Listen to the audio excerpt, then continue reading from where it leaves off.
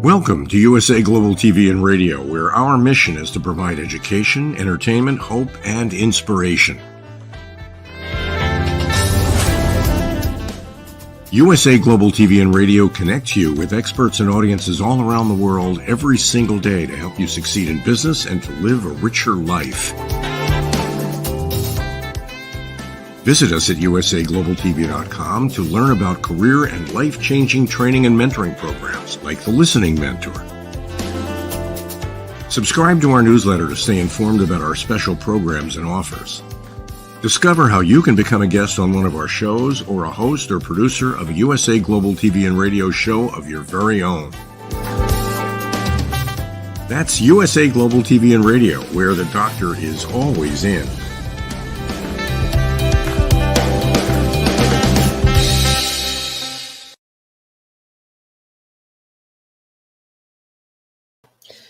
Good evening, good morning, and good afternoon, depending on where you're listening from. My name is Joseph STETTER, and I'm your host. I'm the Resume Whisperer in Corporate Cultures.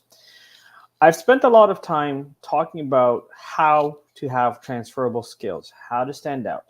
And today's episode is no different. I'm very excited to have Jason Thomas as our guest, who is a retired Navy veteran who has taken his career in kind of militaria and used that to develop leadership skills and become a founder of Executive Leadership International, founder of Synergy Solutions International, and several other businesses where he shares his ideas and strategies about what leadership is and how to define it. And I want you to understand that, again, part of this conversation is that you understand that there's always a trend of similarities. There's things that need to happen so that you stand out and you move forward in life. So let's welcome Jason to the show.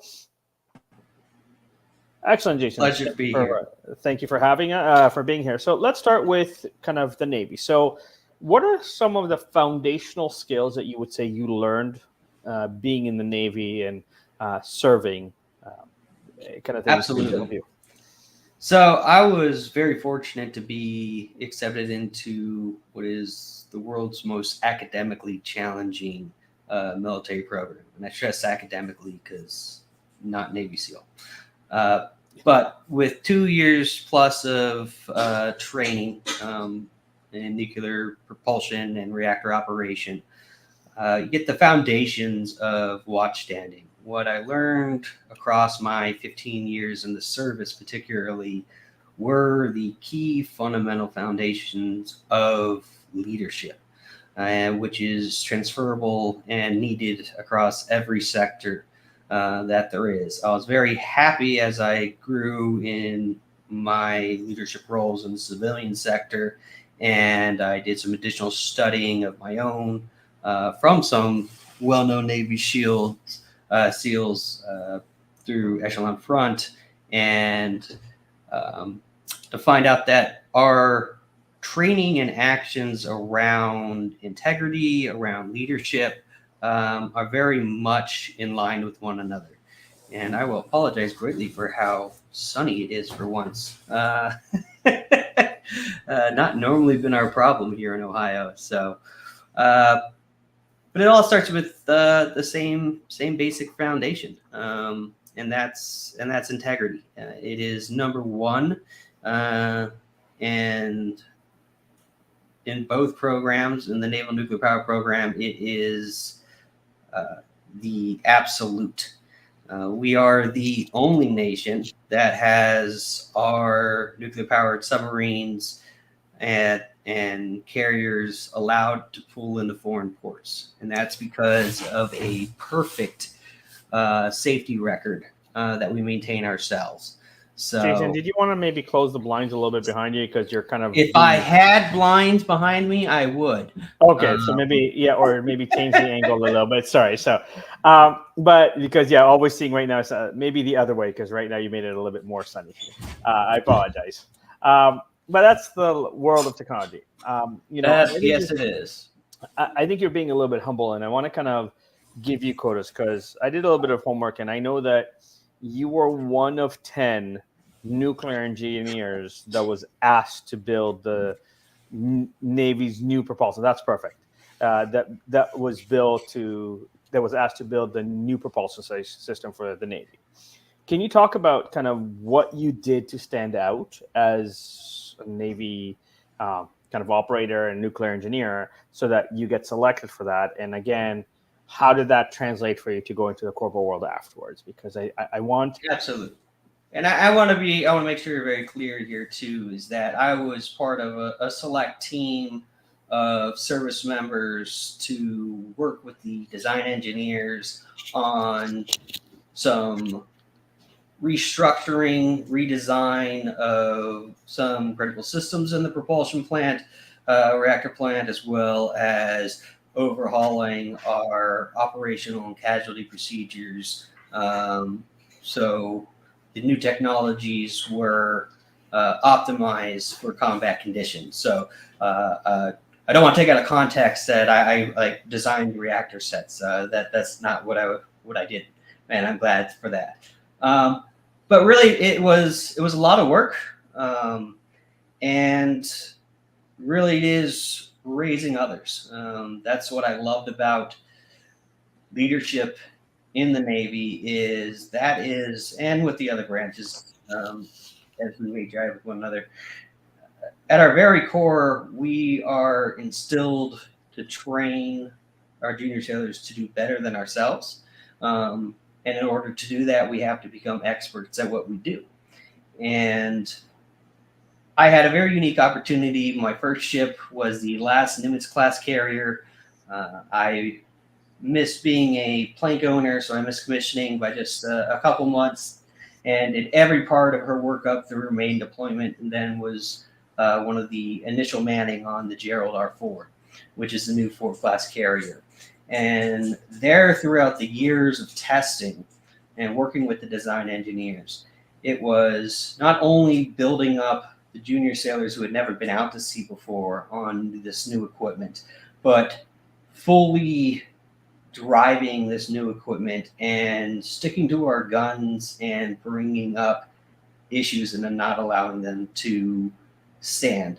One thing in the Naval Nuclear Power Program that's stressed is that the most junior qualified operator isn't merely empowered, but is expected that if there's a question on an order, something they believe is incorrect or they do not understand, they are expected to stop that order, regardless of how high in the chain of command they are inside the propulsion plant, because the procedural compliance and the integrity of that is what's more important than anything else.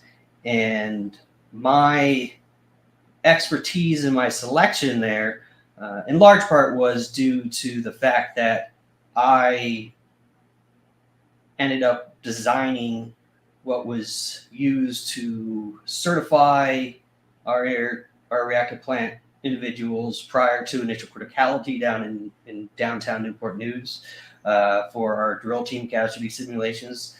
Thankfully, they have much better programs and full simulator sets now available. But at the time when we were in what we called the plywood palace as the ship was being built. We did not have those available, so had to get creative and be able to provide the right type of simulation controls. Well, and I love what you said there, and I think that this is something I want to draw on because I've been a guest in a few podcasts where the theme is to help people that are veterans get back into the workforce. And as much as, one thing that all branches of military teach you is, follow orders and kind of do what needs to be done. I love that you said, even the lowest level can kind of go speak up and go, this doesn't make sense, or this doesn't work, or this doesn't there, which I think from at least speaking to on other podcasts and so forth, and just kind of seeing people that get promoted in militaria do a little bit more, make decisions, there. And there's a level of, if you've done drawing, if you've done calculations, that ability to make those calculations can be used anywhere in pretty much any industry and is transferable. And I think this is where a lot of militaria forget that or don't understand that, if you're doing calculations, that is something that can be applied to data science, like something that could be done in coding. That could be something that applies in, being an analyst. That is something that could be applied in strategic decisions because you can calculate costs, you can calculate risk, you can calculate situations, right? So you had an amazing 15-year career in the Navy, and then you transitioned out. So tell us a little bit about kind of first experiences out of military into kind of the workforce, and what are the things that were the same? What were some of the things that were different? And what did you do to make things better? Absolutely. And I'm going to touch on the fact, specifically when you're talking about transitioning veterans as the sun continues to move. Because I was just fortunate to get back on Monday from having the opportunity to speak at a veteran mental health symposium that was keynoted by the Secretary of the VA himself. And one of the main topics that he spoke about, and I spoke about particularly myself, was the inadequacy of preparation that the DoD has for transition. There's a week-long TGPS course. It's gone by many names, but at the end of the day, it's while provides some information, is inadequate for an effective transition. I was very, very fortunate in my transition coming on to GE Aviation here in the Dayton area where my wife and I, our family was from, is that I started looking 9 months early, which is not normally a time. Thankfully for me, the position was written that was effectively unfillable because of all the asks that they had in it, that it remained open by the time I got out of active duty. And coming in and doing the interview and being completely transparent, I thought I was ready to go. Initially, I wanted to do engineering first prior to actually going into the management sector. And there was a stark learning curve for the fact that at GE Aviation, I expected to have the same level of drawings and detail that I was accustomed to in the Navy, because that's where I learned quickly was the expertise of my troubleshooting skills, particularly, was the ability to translate symptoms into activities in the schematics. When I didn't have those schematics, I found myself in what could have been a very big world trouble. But thankfully, I had great intakes from Wes Jones and Joshua Doolin, who really made sure that I had an effective transition. It took the time, and thankfully, there was quickly an opening to manage the test and certifications department there, overseeing all the certification of all new equipment built at the site, all flight critical equipment, FAA equipment. Most of it was DoD. So I was very grateful for having that. I've seen and witnessed firsthand in my other roles individuals who came out completely unprepared and were not able to translate their skills effectively because they never had someone take the time. I was fortunate to have people to look up to when I was at GE, and it was critical for my transition. I want to talk about two things that you raised, and then we'll transition into your thoughts on leadership and so forth. So first of all, you said that there's like a week-long program to transition military into the corporate world. And you said you don't think it's enough. So what do you think, first of all, would be enough? It's okay. And now the light makes you look more angelic. It's right. But what do you think would be enough? Like, is it 3 months of kind of prepping? Because I think that there's a level where, and from my experiences, a corporate culturist and a resume whisperer, most government agencies that prepare you for a job kind of regurgitate cookie cutter information that's been used for the past 70 years. And, that information was supposed to prepare you for the Industrial Revolution or even 100 years. But we're now in the technological revolution. We're in the AI, explosion. And so a lot of them are not connecting because the resumes are too generic. They're too they look exactly the same. They have the exact same information. And there's this mindset that when I get to the interview, I'll be able to share some of what you said about your experience with GM, where you didn't have the drawings, but you had great mentors to help you, right? And to also speak, so not only that, but also talk about what can, for example, military do to create a better mentoring program in kind of exiting veterans. And then we'll go into your own thoughts on leadership, please. Absolutely. So I will say there are a couple unique programs that actually do a little bit better, but they are longer programs, and you have to have quite a bit of particular command approval to be able to get into those while you're in the service. The current TGPS, or current as of my transition, was effectively 5 days, most of them half days, where you were taught how to write a resume, introduce yourself in an interview, as well as introduced to some of the sites as far as applying for federal jobs, and a very brief overview of your benefits as far as the VA goes. I will say that the resume prep was I wrote what I thought was an outstanding resume. Content-wise, I found out it was fine, and I thought it looked very good. Luckily, there were a number of agencies. My personal case, Lucas Group, is one that works with nukes, particularly when they're getting out of the service, just because of their high sought-after qualifications. That didn't change a word, but the resume that I had and the resume he returned to me were 1,000 years apart. And I've been forever grateful for that, because that's made a huge difference, because the resume is what gets you looked at first. Being someone who's moved into the roles where I'm reviewing the resumes and doing the interviews, or overseeing those who do.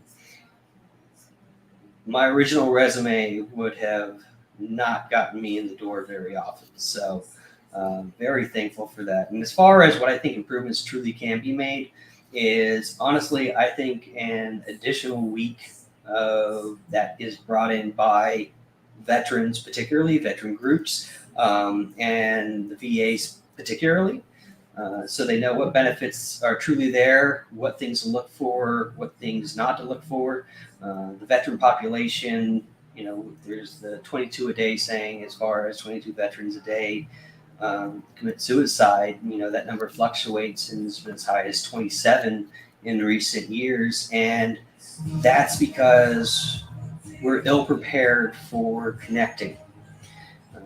And I think that is what's really needed, is a direct connect between the DoD and the VA for an additional week in preparation. I mean, just the idea of what civilian healthcare is mind-boggling for those who have only known TRICARE, especially for those who only are doing 4 years, 6 years, coming out at a relatively low rank.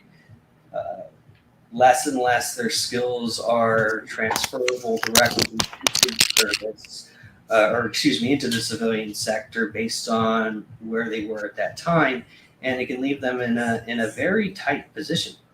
And we have to do better, just plain and simple. And it's an administrative roadblock, nothing more.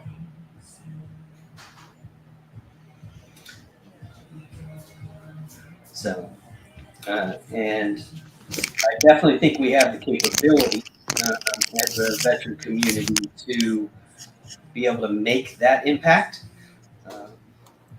It just requires a new active effort, which we're not accustomed to. Because when you're in the service and you're in your switchgear or your unit, that support and that connection is there whether you want it or not.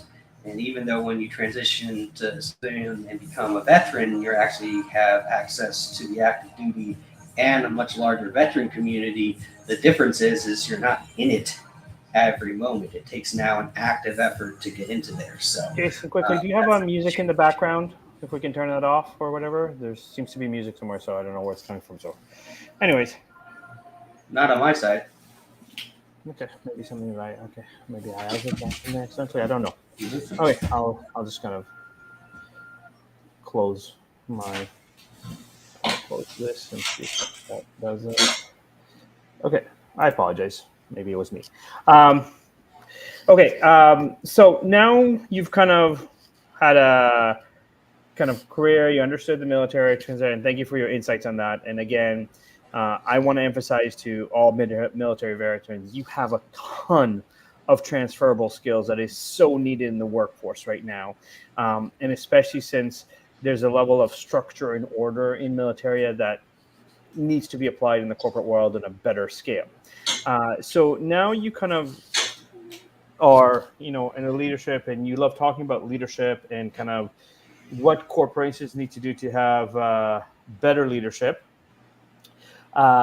So tell me a little bit about your thoughts of leadership and how do you approach kind of training companies or others on leadership as a whole?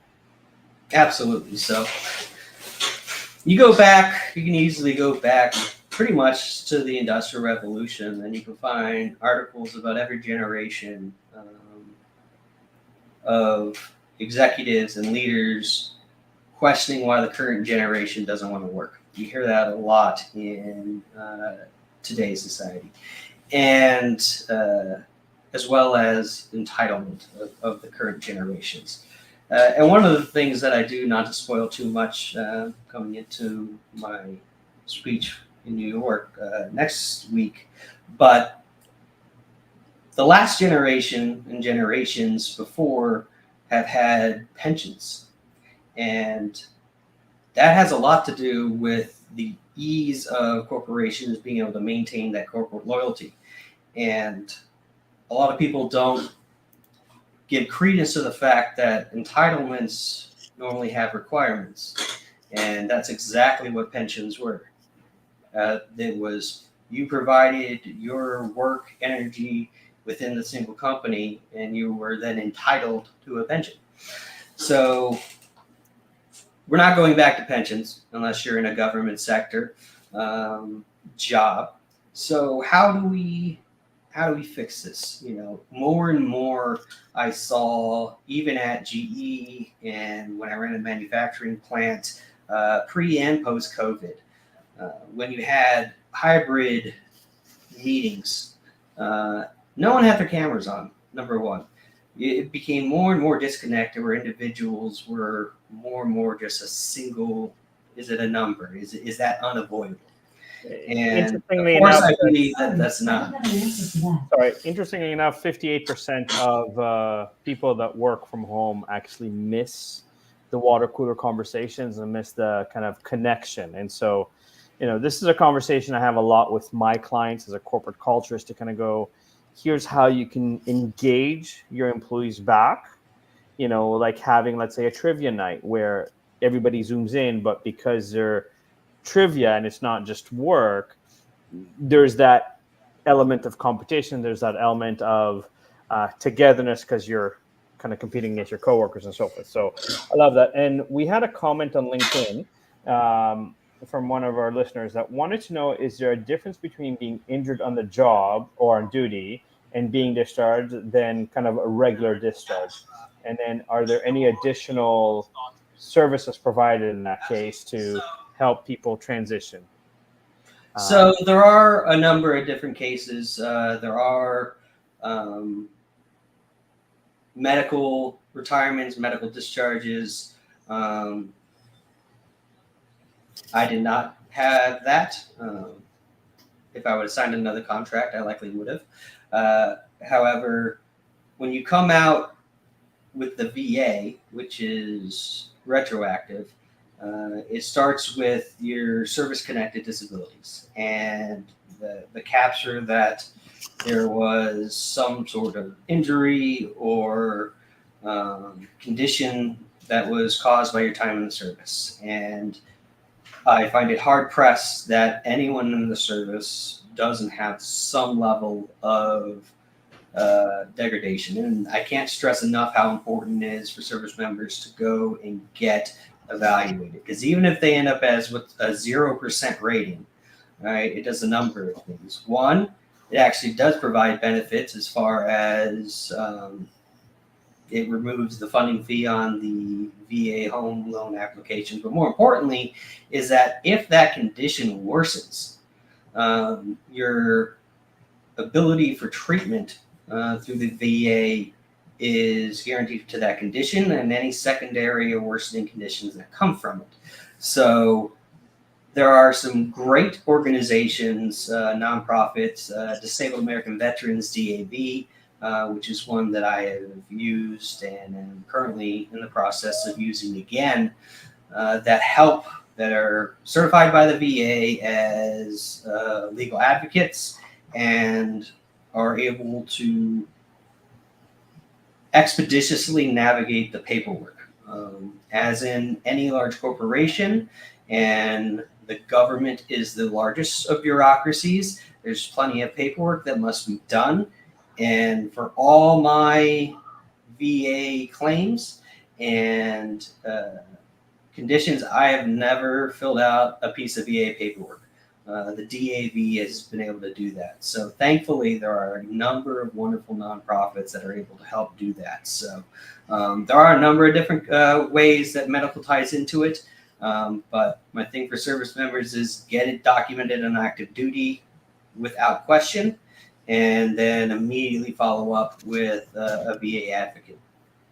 Thank you for those insights, Jason. Obviously, the short of it is be resourceful and ask questions and find out what your rights are. And if you're not getting any answers, ask more questions, call back, ask somebody else. So like, I can't tell you the number of times that I've called, let's say, customer service rep, they have no idea what I'm talking about. I disconnect, I call back, and I get somebody that actually does know what they're talking about. So, and I think that will kind of circle back to, and tell us a little bit about your businesses in terms of Synergy Solutions and Executive Leadership International, and kind of when you come in and a company hires you, what do you talk about? How do you strategize with them? How do you help them implement systems to kind of be better leaders and better understand it using your experiences from Militaria, your experience from GE, and throughout your career as you've progressed, please? Well, it all comes from culture, which comes from leadership. And it really comes down to it first, really getting them to understand the fundamentals of leadership, what leadership really is, as well as the foundational steps. First and foremost, leadership has nothing to do with the person, position, or title. You can have bosses. That doesn't make them leaders. You can have frontline individuals who are leaders. Right? Acts of leadership, as I define across the millennia of those who have defined the term, acts of leadership are when you empower someone else to recognize a potential that they didn't realize they already had. Right? It's never about you. It's about raising those around you, right? Raising their capabilities, right? Leaders are those that their acts of leadership actually manifest acts of leadership in others. Leaders creating leaders, which is standard in the service. And that's the most important part to understand as far as what a leader is. And then there's the structure on how empowered leadership has to be built. And it starts, one, with integrity. First and foremost, it is the most critical. It is your say-do ratio. It is the hardest to build. It is the easiest to break. I often refer to it as basically a glass plate on a pin, right? That's holding up the rest of foundation for your leadership. So integrity first and foremost. And then we go into understanding that you own everything, right? Big part of extreme ownership. As a leader, you're responsible for everything. When I was as a plant manager, I came in the morning, had a call that there was an issue overnight where someone had left their station and wrapped a roll and caused a big mess. So we were doing the fact finding after that, and I came in and listened, and I asked, all right, well, whose fault is this? And the operator stood up and said, well, it's my fault. I left. I didn't turn over effectively. It's definitely my fault. I said, well, no, whose fault is this? Well, the senior operator stands up, well, I knew he was leaving. I should have gone over and double checked. And then the supervisor said, well, it's my shift. I should have done. Right? And then I told him it's my fault. At the end of the day, as a leader, I failed to properly prepare them and give them the tools necessary to be effective. And one of the big pieces that there's confusion around empowered leadership is that somehow by having extreme ownership that removes accountability from those you oversee. And it's just not the case, because if I have answered that I haven't properly been able to communicate, I have provided the effective tools, and an individual continues to fail to perform, it is my fault for allowing that individual to remain and detract from the team. So it all comes back to me, right? But that doesn't mean that we don't hold accountability to those, but we have to, as leaders, ensure that we have first done our jobs, right, to provide the tools, the training, and the effective communication necessary for them to do their jobs. Then we can hold them accountable. So that's a start. Listen, I love that. One of my favorite books of all time is called The Radical Leap by Steve Farber. And in that book, it's kind of a 100-page book. The summary of the book is there's a guy that's kind of been by the book, loses his job, and he's trying to kind of figure out what to do next and how. And he meets this beach bum. And the beach bum tells him, leadership is the acronym LEAP. Love, energy, audacity, and proof. If you cultivate love, you will generate energy. You will inspire audacity, and the proof will be in the pudding. And then kind of the continuation is, he goes, the difference between a leader and a radical leader is OS exclamation M, better known as oh shit moments, right? And so I think that there's a tie-in where, you hit on this so brilliantly, is that, a lot of times, let's say engineers, for example, are very brilliant technically, but they lack the communication skill. But because they have seniority, or because they've been very good They're at what they longest. do, they become the leader. But they don't they feel that becoming a leader is actually punishment, because they're not fully ready, or they're not understanding the dynamic changes from being very technical to now, let's say, delegating work, to communicating what the strategy is, to communicating the ideas. And so, I talk about this all the time, that as a corporate culturist, there's a difference between saying something and actually following through. And if your employees don't see you following through on it, this creates a massive, massive gap of, I'm going to do enough not to get fired, but I'm not really buying into, even if it's rah. We have about 4 minutes left in the interview. I'd like you to kind of share about, how people can get a hold of you, what kind of, time frames you offer in terms of helping companies understand leadership and communication, with that, and, where and what you focus on, so that, our listeners can kind of benefit from your genius and your approach to leadership as a whole. Absolutely. So I believe we have up within the chat digital business card you can get at linkapp.com/SSI-CEO for Synergy Solutions International CEO, as well as just taking a look at the website executiveleadershipinternational.com. Do not be afraid that those are only offerings, because they are not.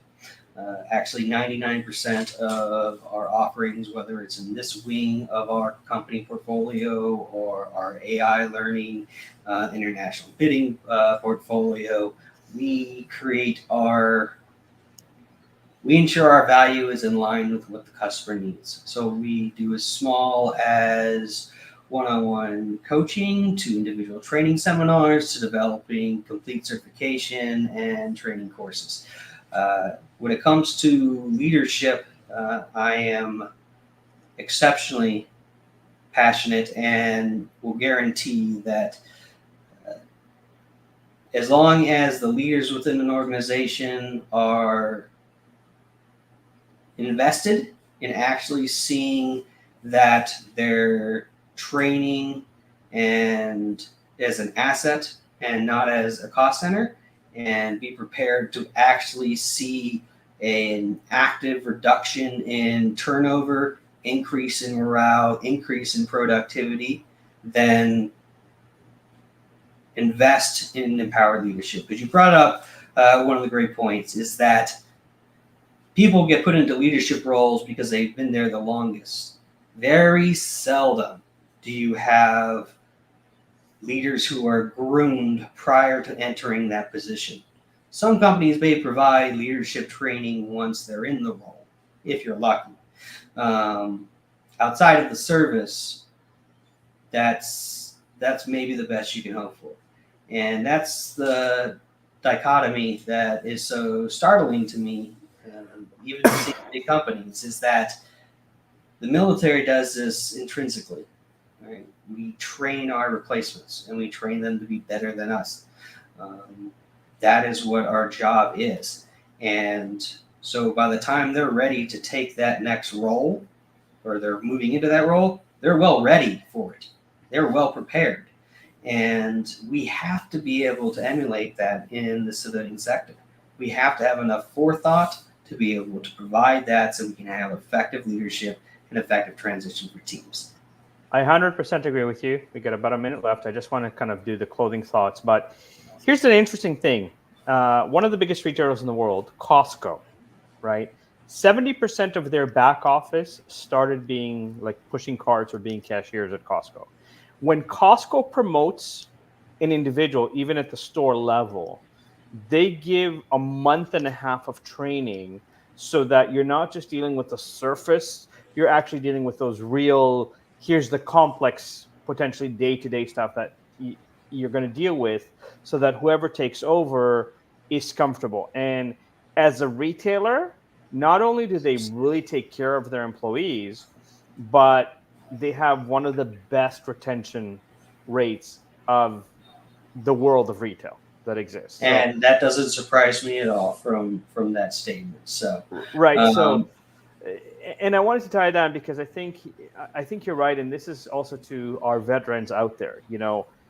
We need your insights as to how to groom the next generation. We need, like, if you look at some of these speakers that have been around for forever, like Tony Robbins and things like that. God forbid Tony Robbins passes away. Who's going to replace? Who's going to take over that genius that he's accumulated over time? And this is something that military does really well, that I think most veterans don't know how to communicate when it comes to being in the workforce, that they understand how to build the next generation of leadership. And I thank you very much for your insights. And again, I want you to understand there isn't a right way to be a leader. There's, as Jason said, be in integrity, do the actions, be the person, and have the leadership skills, right? As opposed to when this happens, right? But if you want to get ahead in life, whether it's as an employee, whether it's an entrepreneur, you need to do more than others. You need to offer value. You need to show that you're not just talking it, you're doing it. You're showing up consistently. And with that, I want to thank everybody for tuning in. Thank you for those that post questions online and continue to post questions and get engaged with us. As always, my name is Joseph Stetter. I am the Resume Whisperer and Corporate Culturist. And don't hesitate to contact me. My websites are around my head because I'm here to serve. I'm here to help you as an individual grow, or companies hire the right fit people and keep them. And I surround myself with leaders like Jason that can come in and have certain conversations that are a different flavor than mine, so that my clients get value from having things said in different ways so that they can get things done faster and better. And with that, I thank you, and I hope you have a beautiful evening, a beautiful morning, or a great afternoon. Thank you.